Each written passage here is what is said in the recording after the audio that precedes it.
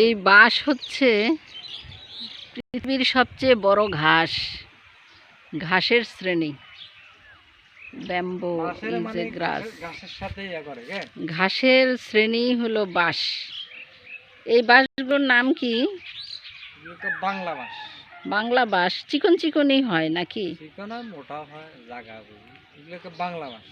এগুলো দিয়ে খুঁটি দেওয়া হয়। আর লম্বা লম্বা গুলা হচ্ছে মুলি বাঁশ। মুলি বাঁশ, বন বাঁশ, একটা তো বন বাঁশ, ঝাউ বাঁশ। ঝাউ বাঁশ চিকন চিকন। বরাক বাঁশ, অনেক বাঁশের মধ্যে। ও বরাক বাঁশ হচ্ছে মোটা মোটা মোটা মোটা, ঘিরা ঘন। ও আচ্ছা, সেগুলো দিয়ে বেশি খুঁটি দেয়।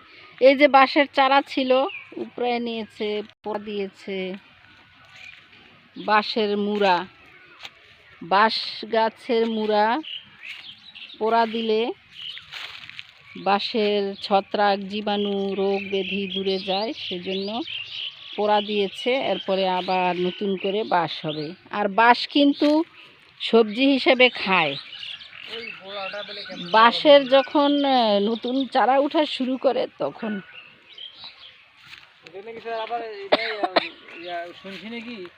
কচি বাঁশটাকে পাতিল দিয়ে ঘোরা দেয়। এটার মধ্যে পাতিল দিয়ে যদি ঘোরা দেয় না, ওল কচুর মতন ওই আবার ভিতরে নরম তুমি খায়। মানে মাটির পাতিলটা যেই আকৃতির, বাঁশটাও সেই আকৃতির, ভিতরে গোল হয়ে যাবে, নরম হয়ে যাবে।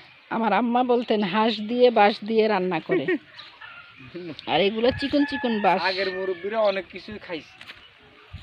আবার বাঁশ, লম্বা বাঁশের ভিতরে, পাহাড়িয়া অঞ্চলে লম্বা বাঁশের ভিতরে মুরগি বা মাছ, মাংস, ভাত রান্না করে কাঁচা বাঁশের ভিতরে পোড়া দিয়ে, তখন এটা একটা স্বাদ হয়।